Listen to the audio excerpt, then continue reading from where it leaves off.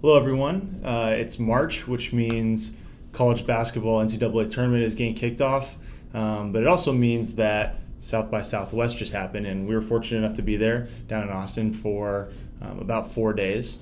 We were there principally because you were leading a panel, which we should talk about. But we just want to take this opportunity to sort of recap our experience there. This was the second time Inside Social got to go down to Austin for South by Southwest.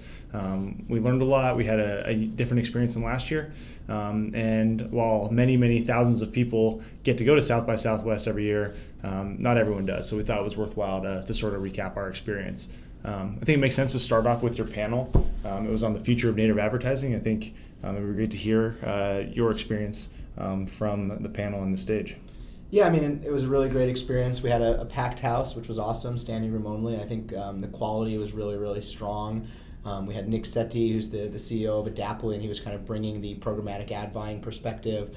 We had Jill King, who's an SVP over at Adult Swim, so really showing the publisher perspective. And then we had Mitch Brando, who's an EVP from BBDO, who was giving the agency perspective. And everyone was really informed and brought a really interesting series of ideas about what native advertising really is. And I think one of the most important takeaways that we kind of all came together on is that we need to sort of expand the definition of native advertising beyond just the ad unit itself, and more so the idea that native advertising is a philosophy even of being unobtrusive, of being kind of a part of the consumer experience, and not just from a UI, but really seamlessly creating content, both branded content and ad creative, that fits with the consumer experience, no matter where they are and whatever channel they're in.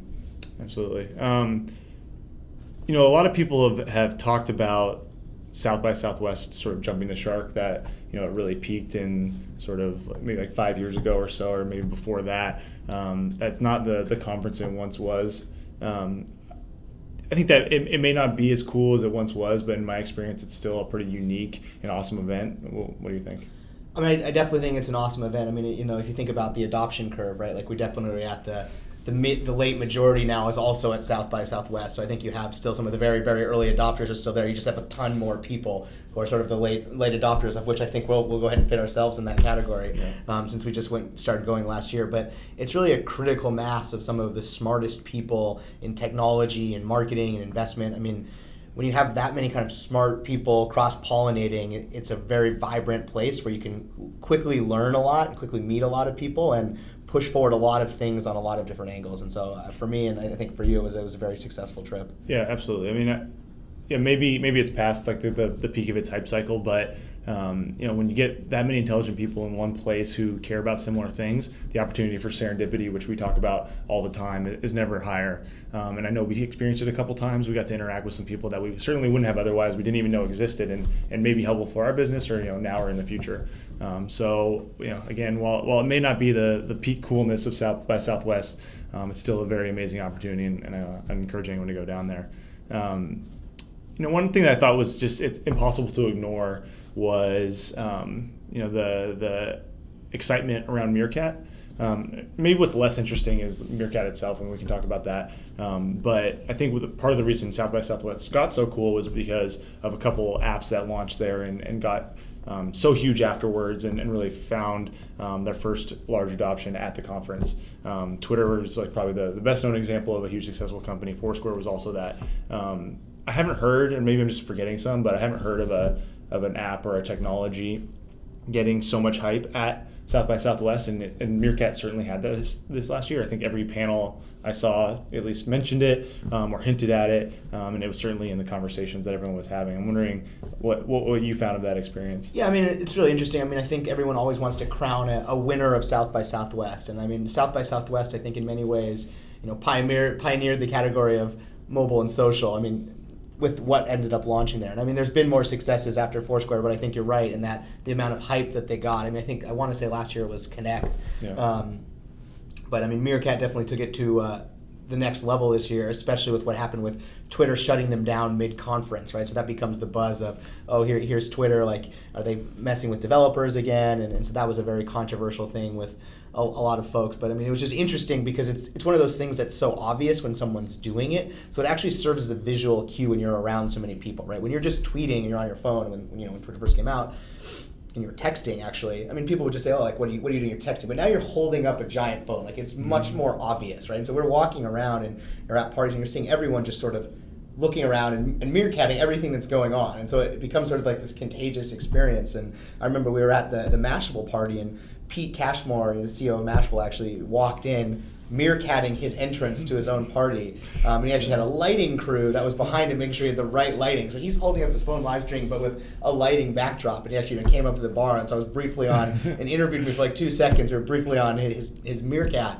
But I think it's just really interesting to see how something can be sort of part of the cultural phenomenon. Because you have so many early adopters there, it quickly becomes part of the zeitgeist, and you can get lots of really early momentum. What's interesting is are you able to sustain it, right? And Twitter and Foursquare really were. Other companies, I think, aren't. And so that'll be really what the proof is in the pudding, is what happens now when South by Southwest is over. And the early adopters have sort of had their fun. Does it kind of get into the majority? Yeah.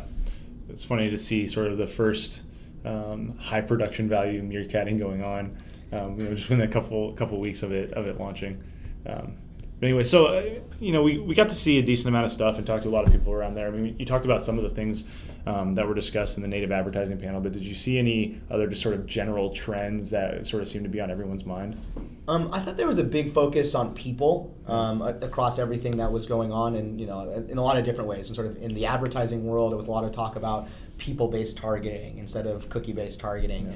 In CRM, it was a lot of renewed. Let's look at a person's experience, right? Not as who they are across a different channel, but actually thinking about cross-channel and understanding. How do we build experiences for people? And I think that was another sort of trend amongst technologists and marketers coming together and saying, the CMO is very much almost a CTO in this day and age, and increasingly more so. But in addition to that, they're also the chief experience officer, right? And they're really thinking about how do we create purpose-built experiences for people using technology and using creativity. And so I think the focus is very much becoming, in marketing, again, not who has the best creative, but who's thinking about the person on the other side the most. Yeah, and which obviously goes right into personalization. And something that I just found interesting was that people are hyper aware already about the risks of personalization, and that it can get so creepy so quickly.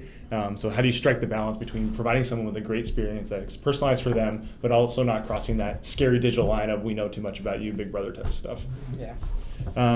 Any particular highlights you think are worth sharing? We went to a panel at a dinner with Mullen and the Daily Beast that I thought was really, really, really strong. With the creator of Walking Dead, the producer of Serial and Radio Lab, and then a campaign strategist for Hillary Clinton, who also writes for the Daily Beast. And they were talking about storytelling and what does it mean to tell a story in a digital age and a cross-platform world, and having to figure out how for each part of a platform and each channel, you have to understand exactly how that part of the story fits into your bigger narrative. So you no longer tell stories just linearly. You're actually figuring about one bigger narrative arc and how all of these different channels and platforms interrelate to get across that narrative. And that's something, of course, Walking Dead has done a very, very good job of. They have Walking Dead, they have Talking Dead, they have the game, they're launching a new series, and they're just building this story that, again, is all about people. And I think people and marketers and storytellers are realizing that people are actually more sophisticated than they previously thought, that they don't necessarily want to be pandered to. And that's what a lot of the panel was about, is actually people want to be challenged in storytelling. They want to actually have to take that intellectual leap to actually learn. And that's sort of where the world is going. And to me, that's really exciting, because that leads to much more interesting and richer experiences. Yeah, absolutely. For me, that talk was amazing, and we've talked a decent amount about that. But I think just kind of what highlights what's so cool about South by Southwest is, I do like celebrities, and I think they're cool to see in person. But when you see the different kinds of celebrities you see in one place, I think it's illustrative of how diverse and cool this experience is. Like in the same day, being able to see Mark Cuban walking through a lobby, Gary Vaynerchuk, who we've done a little bit of work with Vayner, and he's certainly a celebrity in the digital marketing world. And then Will Ferrell, like the next day, it's just it crosses so many lines. And I think. I always enjoy a good celebrity. I think it's interesting the extent, how much the kind of mainstream entertainers are there, right? Yeah. You see this, Ashton Kutcher threw a big party to announce he just raised his new fund, Sound Ventures, and you sort of, Nas was there both playing a show but also scouting investments for Queensbridge. Yeah. And you see this convergence of entertainment and tech and kind of building to the sexiness, if you will, of tech. So also in South by Southwest, you see a lot more mainstream entertainers who aren't necessarily there for film or music, which have always been very, very huge at South by, but Right. you're just sort of there for the tech portion as well, or the interactive portion, which is very interesting. It's sort of the idea that media and digital is really goes across all mediums. Yeah. That's what I think seen when you see those kind of people show up, and you see Will Ferrell and Kevin Hart trying to do native advertising on the middle of 6th Street, right? Yeah, absolutely. I mean, the whole conference is blending, and you know, we saw that from people that were down there for the music part, but came early to see some of the interactive stuff. Yeah. It's just the blend is illustrated. I don't know, anything else you think is worth mentioning? I thought one thing that was an interesting story that came out is some of the native advertising that they did in Tinder on Ex Machina, I think is the correct pronunciation. Machinima, Yeah, forgive me.